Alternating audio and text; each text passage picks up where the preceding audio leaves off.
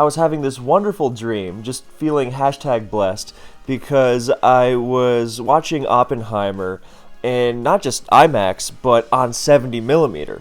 And that's based on my excitement for actually getting to see that soon, because the IMAX theater in Prague is one of 30 theaters in the world doing the 70 millimeter thing. So the wonderful thing about this dream was not just that I was watching Oppenheimer in such an ideal format.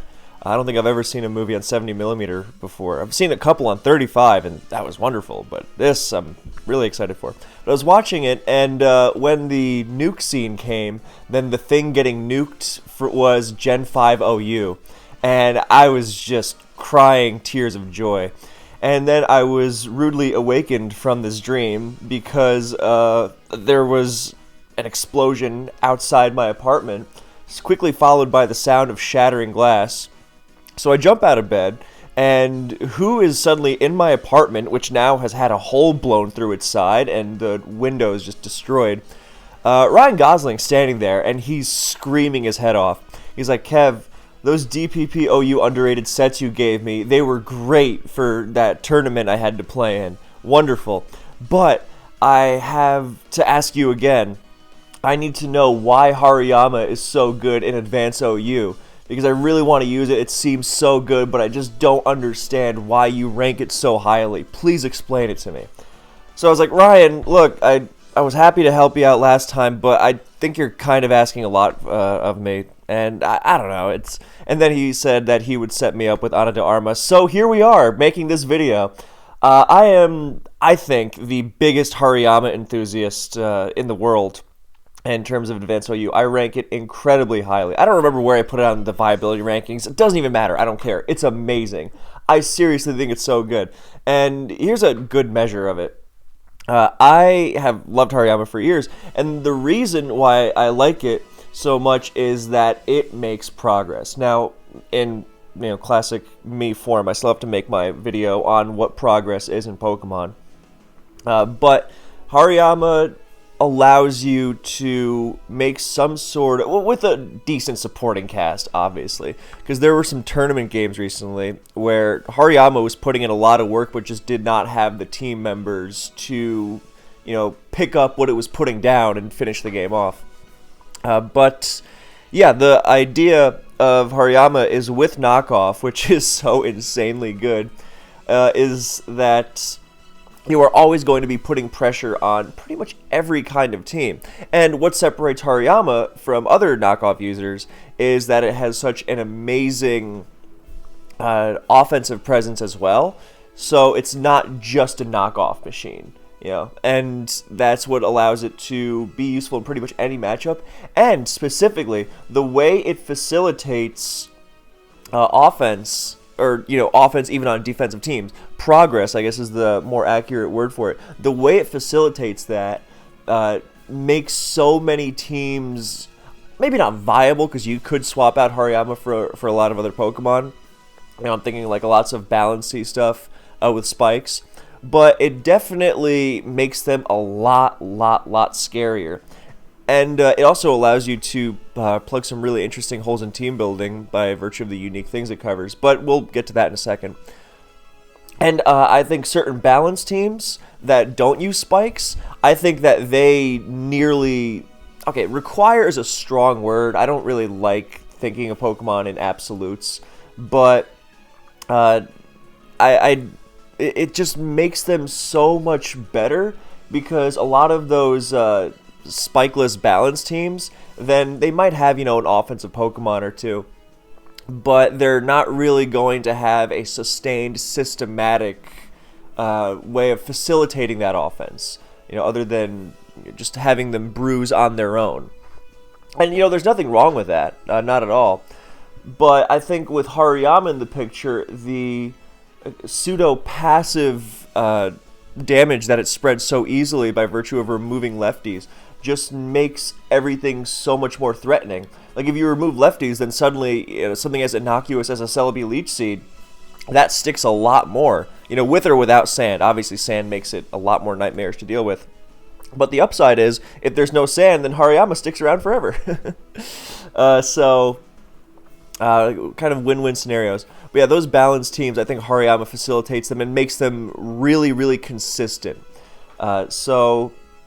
Because otherwise it's just too difficult to. I mean, you can take hits from offensive teams quite well, and with those kinds of balanced teams, you can, and they're not going to have the longevity to match you, so it doesn't really matter that you don't have that kind of offensive firepower. But as soon as you run into anything, bulkier that can also go the distance, but also has, Skarmory and Spikes, then you are probably going to get outlasted because they're threatening you more in the long game. Whereas with Hariyama's knockoff and subsequent offensive pressure, but since it is the best user of knockoff, then that knockoff is the first thing that comes to mind, of course. With Hariyama's knockoff, then you are exerting just as significant pressure on them. So here's the perhaps purest example of how much I love Hariyama. In the incredibly high pressure environment that is the Smogon Premier League, because Best of One is terrible, and oh yeah, that's another video. That's what's been missing from my list. Best of One is awful in Pokemon. Yeah, so you really gotta bring something good to that. Well, I like bringing something good to that. Some people like bringing junk and praying, but that's not really my style because I don't like having the actual battle out of my hands. So it's always a challenge to bring something. You have less leeway than in Best of 3, so you really have to cover way more.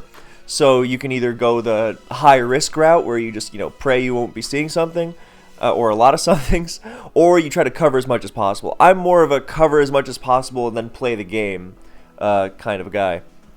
And so, but that means that things are limited in terms of team choice, right? Because you are not going, if you're running something like physical offense, and sometimes that might be fine, but it's not going to cover, there's going to be a lot of things that you're kind of like, man, I really hope I don't run into that. So you gotta, it's not something you can run into a matchup with as much security, knowing whatever I face, then I will have answers to it, And with this limited selection, then you generally wind up with, what else but Skarmory teams. I mean, that's advanced for you in general. But, you got Skarmory teams, you got some special offense kind of stuff, but generally Skarmory teams. And what else? Well, I think that Hariyama stuff, whether it's with Spikes or without, that kind of stuff, Hariyama facilitates those teams so well that I find them to be just as consistent. In this past Smogon Premier League I played in, I brought Hariyama once in 6 games, and I really wanted to bring it more. Every single week I was thinking, hey, Hariyama's really good here. And I look at the teams people use in advance. Hariyama is good against them. It's really, really good. Because the biggest fear you should always have in advance, because offensive threats, yes, they're scary. Yes, you have to be able to play around them. You have to have your checks in them, all that stuff. But the biggest fear you will always have in advance, or you should, the healthy kind of fear, is I do not want to be struggling against Skarmory and friends as it sits on me and just, stalls me out. That a team that cannot handle the standard permutations of Skarmory and friends is unviable. I don't care how certain you are your opponent won't bring it. How many times that's happened? I don't mean this to segue into a tangent about matchup fishing being stupid or something, because that's really not my point.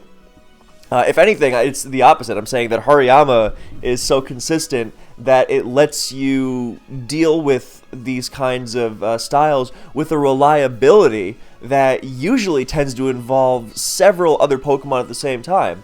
When you're dealing with Scarb teams, and a lot of time you think, okay, well, I've got my Zapdos plus my Gengar plus my Dugtrio, and together they're going to gang up on the Blissey and the T-Tar, and they're going to remove it, and then I'm going to do this, and I might sweep with one of my Calm Minders, right? It's a whole systematic team effort. Now, I'm not saying that Hariyama is a solo act entirely.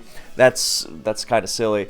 But it does so much just by itself in a way that is almost I think just about peerless in just how it threatens everything. Because you have a lot of, threatening Pokemon in a lot of different ways. Whether it's, Taunt Toxic T-Tar, it's a favorite set of mine.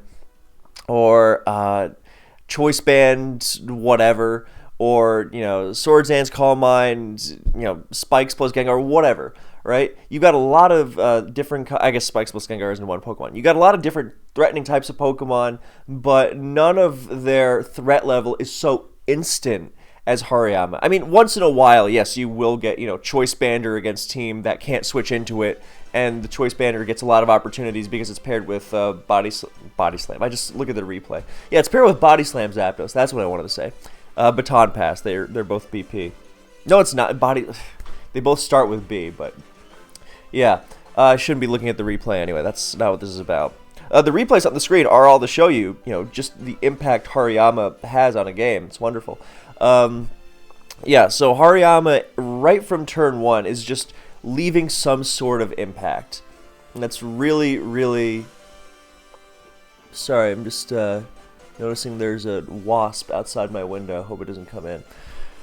So, yeah, Hariyama is incredible because, like let's take your standard Scarm team. It doesn't even matter what the Scarm is paired with. Scarm plus Special Wall plus Rock Resist plus, Fast Thing, Special Attacker, Filler, or Fast Thing like Dugtrio, Aerodactyl, whatever you want to put in there. Nothing likes, or, you throw in your Claydolls and your, Agility Metagross, your Mixments. What likes switching into a knockoff? Nothing. And the best thing is, Hariyama gets its opportunities to knock off against 2 of the 3 best Pokemon in the tier, Tyranitar and Blissey. Excuse me. Just so my excitement for Hariyama is just so overflowing. It's crazy. That's right from turn 1. You face off that safe T-Tar lead. Because, what's the worst thing that you can lead off with T-Tar? Because generally, even if you do face a fighter lead like a Medicham or a Heracross, which are rare, for the record, then with T-Tar, then it's like, yeah, okay, they're annoying to switch into. No doubt. But you still got your Sand. And whereas Hariyama, it pretty much knocks off like everything. Nothing like switching in. Here's how annoyed people are at the prospect of Hariyama knocking off their switch in. Because the switch in on such teams is usually Scarm, not because Scarm likes losing its leftovers. It hates it, but because everything else hates the idea of switching into Hariyama more. Like Swampert, oh, absolutely not. Jirachi, okay, maybe. But still, not good. It's Wish Protect Jirachi without leftovers? Absolutely not. Blissey, don't come anywhere near with that. Gengar, enjoy your slow death, or actually your fast death even, if you switch in a knockoff with Sand Up. So yeah, forget that. So nothing on these teams really like switching in. So it's Skarmory by virtue of not really having better options. Even if they have something like, we'll get to Hariyama's wide move pool in a second. I don't want to skip over too much. I know, I'm working on that. So some people are so furious, or maybe not furious, but frustrated with the prospect of switching into Hariyama on turn 1 with T-Tar, that they stay in with their T-Tar and try to eat the knockoff with Tar, just to damage the Hariyama. Because, Hariyama, you wear it down with Sand, it won't do it forever, and I'd rather get my T-Tar knocked off. And, some people wise up to this and just, brick break and get a free T-Tar KO on the first turn. So, it's absolutely insane how much pressure Hariyama puts on. Because, Medicham and Heracross, yes, they're very threatening to Scarm stuff, but they're not... They can be played around a lot more easily with resistances. You get your Skarmory, your Drillpeck Skarmory in on a Medicham, that's trying to Shadow Ball to hit Gengar, then Medicham is not doing well. You get your Gengar in on a fighting move, and suddenly they're not too happy about it. Or I know Heracross sometimes has guts, or usually has guts in that position, and isn't necessarily afraid of Will-O-Wisp, but let's say, you've got a Fire Punch Gengar, and you're trying to finish the weakened Heracross off. But, and you get your Scarman on the Mega Horn, and then you can pivot around. That kind of stuff, like the upside of Metacham and Heracross, yes, very, very nasty potentially, but they can also be played around a lot more easily. And whereas Hariyama just knocks off everything, and Metacham and Heracross do not have the defensive utility of Hariyama, not even close. So I should also mention that Hariyama really, really benefits from a Wish user on its team. You know, whether it's Blissey or Salamence or Jirachi, all of them really help its survivability a lot. And yeah, you can't give it too much support in that regard, especially in Sand. And even something like Leech Celebrate helps a lot. So yeah, Yama is okay. So first I'm gonna go through its defensive capabilities and then its move pool, so that we see just how much it threatens beyond just clicking knockoff. Right. So first is defensive capabilities. So you can run Guts on Hariyama if you like. Perfectly viable, and if you're running a more offensive version of Hariyama, it is often a good idea, just because you can really make something like Gengar pay for wanting to Will-O-Wisp you, or you know, and if you eat like a Toxic or a T-Wave from Blissey, then you become nightmarish to deal with. That's fine. Personally, I think that Thick Fat is really good because it lets you gaining fire and ice resistances just expands that defensive profile even further. You know, even doing things like pivoting into Mixmen's Fire Blast. You know, whereas before, if you have Guts, then you're basically taking a stab Dragon Claw. But with Thick Fat, then, you know, not a problem at all. And then Hariyama becomes a sort of impromptu check to it. You know, it's not going to hard counter things or anything, but it's going to, you know, help you pivot around a lot of stuff like that. But again, Hariyama's main two defensive uses, well, Snorlax too. You don't want to switch into Body Slams too much, but it does chase out Snorlax wonderfully. But it's Tyranitar and Blissey. You know, now it's not a hard T-Tar counter. You don't slap on Hariyama to a team of 5 Pokemon obliterated by T-Tar. That's asking to lose. But it helps shore up your defenses really nicely. Like, you don't need a team of hard T-Tar counters if you got like a bunch of Pokemon that can check it. Like, you know, you can throw in your Metagross, your Claydol, your, you know, Starmie, your, you know, stuff like that. You know, and support with like a Wish Salamence or something. And then with Hariyama, then you have a lot of options for playing around the Tar. Yeah, that's very, very helpful. Oh, before it slips my mind, I should also mention Hariyama often plays like a Magneton. A lot of the teams you see Hariyama on, it could be a Magneton there. But Hariyama is like Mag in that it zeroes in on Scarf, except it kind of lures it in and beats it down, you know, without much Scarf can do about it. But it also offers its many other benefits, you know, defensively, offensively. So you can kind of think of it like a Mag. It's not a one-for-one deal, of course. It's just they occupy similar team slots. Kind of like how Gengar and Salamence and like Zapdos are obviously not the same Pokemon, but on Spike's teams, they are sometimes, and like Moltres and Charizard, those two, they're obviously not the same Pokemon, but they have enough similarities in their typing and their threat level or threat style, I should say, that they sometimes get, you know, what's the word I'm looking for? They're sometimes mixed and matched. Like you have, you know, Spike's team A with Gengar, and then you have the same team with Zapdos over Gengar or Mixments or whatever. Right, so Hariyama and Mag are kind of like that. Anyway, and this Hariyama switching into Blissey is just, you know, obviously... well, actually, it's less obvious than you would think because, you know, fighting type switching to Blissey, sure. But Hariyama also has an enormous HP stat.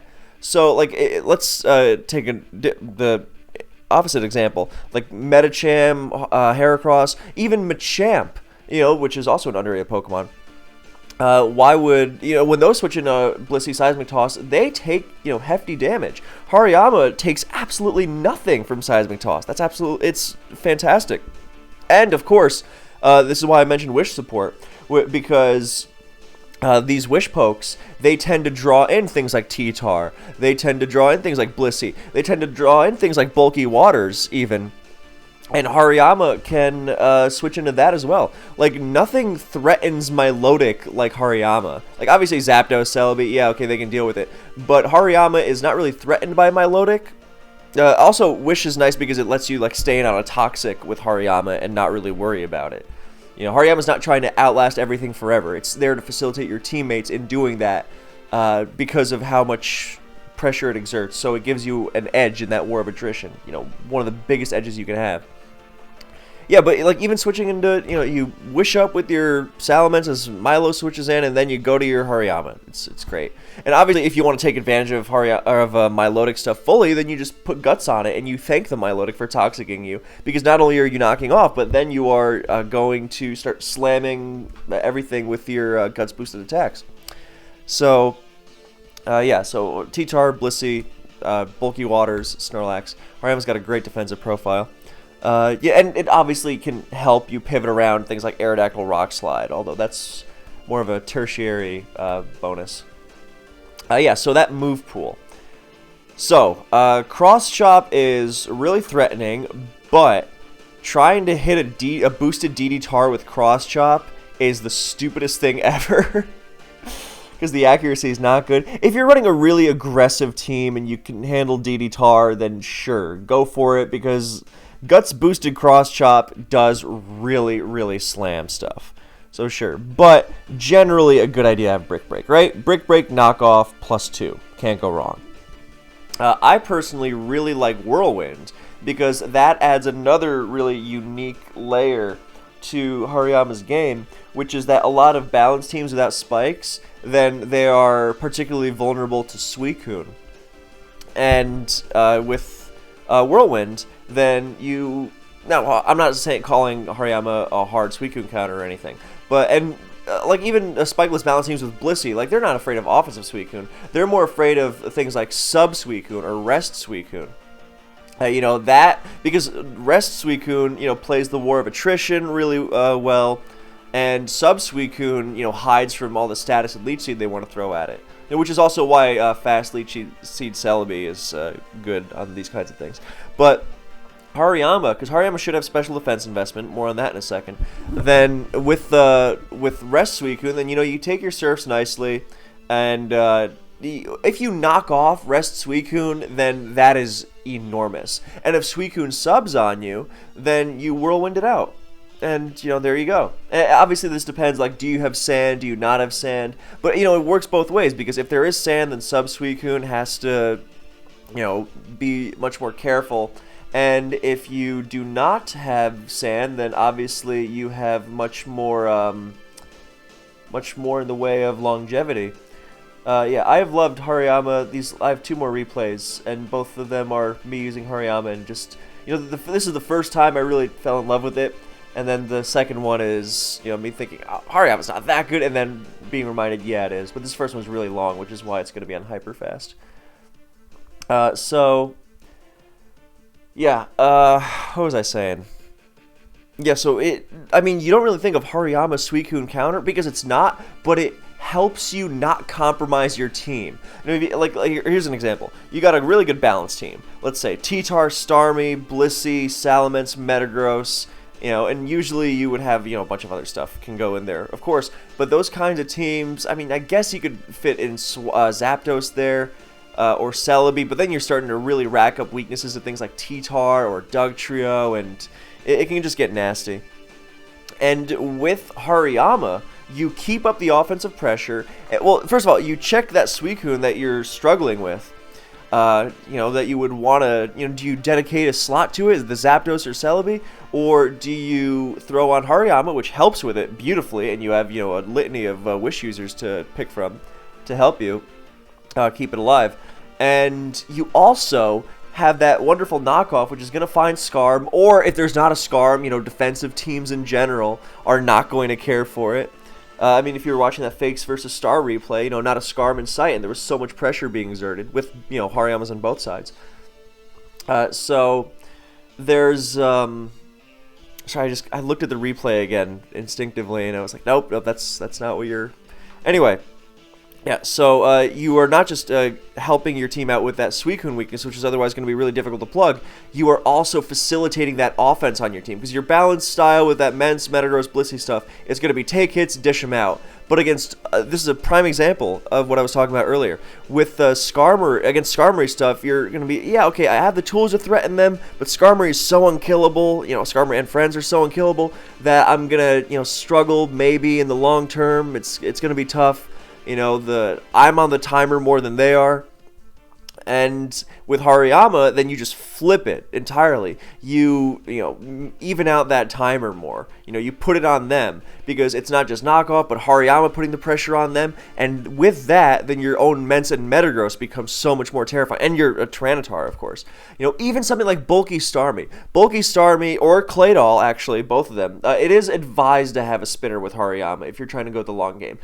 Either spikes or spin. A lot of players like both, but at least one. And generally, most players will prefer, if you just have to pick one, then spin. Because Hariyama's knockoff plus sand, or feasibly a bunch of hard hitters, but you probably sands. Just by virtue of what you're going to be fitting on. You're not even going to try to have the sand. It's just T-Tar is going to fit well there. But you don't need to. But generally, spikes or spin, most players are going to prefer spin because of the long game. But I personally, and I know I'm in a minority on this, but I do think Spike's Hariyama without spin can work just as well. Although you do start looking more into things like Wish to keep you going. So just, bear in mind, Sand, Spike, Spin, Wish, those kinds of things. It's also very easy to fit all four. But yeah, so like with that kind of balanced team, then Hariyama just facilitates them so well. With Whirlwind, which was the original point. Then, I really like Hidden Power Bug or Ghost in the last slot. Bug is more preferable for balanced teams that don't have as many ways to clamp down on Celebi, because a lot of those balanced teams that like to play long games, then it's not about outlasting Celebi, it's about not letting things like Calm Mind, Baton Pass Celebi just set up all over you and just, blow you away. So, and one of the places it's going to want to come in on to play this fast game is Hariyama. And even like Super Celebi, 3 attacks, Calm Mind, then that's going to be really annoying just because it's such a threatening Pokemon. That's what I was thinking. Sorry to jump back and forth. I know that might be jarring for some people, but this is the style. What I was going for is that Starmie and Claydol, against a lefty's Skarmory, then they have no shot. Or very, very little shot. But, Skarmory generally dominates them. That's why you can't just slap on a spinner and be done with it. But if the opposing Skarmory has its lefties removed, then, the dynamic completely flips. Skarmory doesn't heal off lefties, heal off against Rapid Spin. Every Rapid Spin is actually bringing it closer to being KO'd, which is hilarious. So, yeah, that's... Yeah. Anyway, back to the Super Celebi thing. Then this is also why earlier I mentioned Hariyama should have special defense EVs. It's good in general. It's so you can stay in on things like Zapdos, so you can Suicune, as I mentioned, you can eat like a Mixed Men's Dragon Claw if need be. But like a major benefit is taking like Celebi's Psychic. So you really like having that and being able to HP bug it. Especially preferable, because you can have offensive or defensive on Hariyama, but I think HP Bug is really... it's fine on both, just because even if you don't have investment, then just that pressure option is going to be really nice. But it's going to be good just to be able to really lay the smackdown on offensive Celebis, which otherwise might pose a problem. The defensive ones, you knock off and you sit on them forever. Those aren't really the threat. It's when it starts boosting and, potentially handing that boost off to something else that you really like having HP Bug. It's not just Celebi, of course. You really like it for Claydol because, now, Claydol doesn't like getting knocked off. And, now, I'm not saying that HP Bug is necessary because if you have something like a Pursuit Tar, plus, like, something like, let's say, a fast, like a CB Mence or an Aerodactyl or a Dugtrio, then maybe you can skirt that Celebi issue. Again, team support. Pursuit Tar, or for Claydol and Bulky Starmie, and then something else to deal with Celebi more reliably. Like even something as simple as Skarmory could get the job done in that regard. So you don't need Bug or Ghost as much, but it definitely helps because you don't always want to, or you can't always fit those things. So Bug helps you a long way and a lot in dealing with that. And you've got just because Celebi is somewhat limited, or offensive Celebi, it's not limited, but you're not always going to have that Blissey, that arrow, so it's good to pressure it every way you can. And, Whirlwind also, helps stifle baton passing things. Yeah, so Bug is good there. And the Claydol thing, because specifically, if you have like a Skarmory and you're like, look, I'm fine with just punishing Claydol really hard, or a Pursuit Tar, then yeah, you don't need it as much. So again, a mix of team factors. But if you're running neither of those and you've got like a spikeless balance team, then Claydol taking pretty much nothing from repeatedly switching into Hariyama is going to be obnoxious, and you do really value that ability to put more instant pressure on it. Because, again, it's more than just knockoff. You can't just click knockoff and wait for everything else to be done. You gotta knock off and then put extra pressure, and that's why Hariyama's move pool is so valuable. And then a similar deal for bulky Starmie. Like, yeah, that's affected by sand, but it also got 32 PP recover. So, again, you got Pursuit Tar, you got Scar, maybe just knocking it off is fine. If you can deal with Claydol, Celebi, Starmie, then sure. But it really depends on your team. Now, Whirlwind and HP Bug or Ghost, of course. If you got Guts, then Ghost, and you can deal with Celebi, then you would love to go with Ghost, so you can directly threaten Gengar. Because, it's not that Gengar wants to switch into Hariyama, as mentioned earlier, but it's that sometimes the other team is just not going to have a better option. And it can be a little annoying when Gengar sacrifices itself to deal with Yama when you could so easily just destroy it. And if you have HP Ghost, then there you go. Of course, that brings us to another move in Hariyama's toolkit, which is Rock Slide. And if you got Guts boosted Rock Slide, then you're going to smack Gengar if burned pretty hard anyway. And it's a nice move to have on the switch to hit a knocked Gengar in sand as well, just to pressure it a little bit more. However, the main use of Rock Slide, number one, you are more forceful in a one-on-one against Mixments.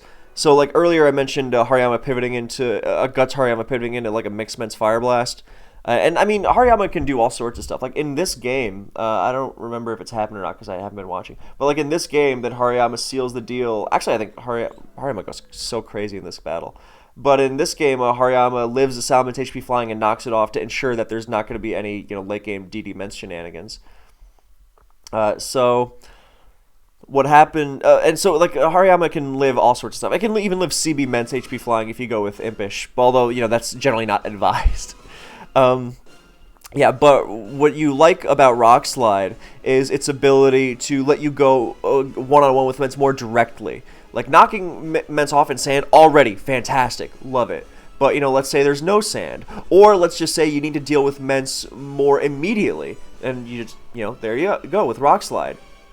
Obviously, there are lots of other benefits. One of the best things about Guts Hariyama is that it is an incredible answer to Charizard, who is actually also going to get its own video. Hariyama is an incredible answer to Charizard. It was very popular, very dangerous. Unlike Moltres, because Moltres either can burn you or can hit you really hard with fire. But like even having Rock Slide for Moltres in that one-on-one is wonderful. And again, knocking these things off in sand, if you can deal with them, fine, great. So much is team dependent. But just having that option really, really is wonderful. And here's another really important one for Rock Slide. With Hariyama, you want to knock off, you want to be able to put pressure on slow-moving stuff, right? Well, what if they have a Rest Hog Zapdos? And that's a similar deal, except you can't force your way through that with help from Pursuit or Dugtrio or Spikes, and I mean, sure, you can outlast a lefties list Rest Hog Zapdos in sand. I mean, look at this game. I mean, okay, the Zapdos isn't Rest Hog, but it's still being outlasted. But sometimes you are going to really value the ability to not just knock off that Zapdos and have it think it's safe, but then Rock Slide it, because you know what that means? That means you're not just knocking off the Zapdos, that means Zapdos can't deal with you anymore, and you knock off something else as well.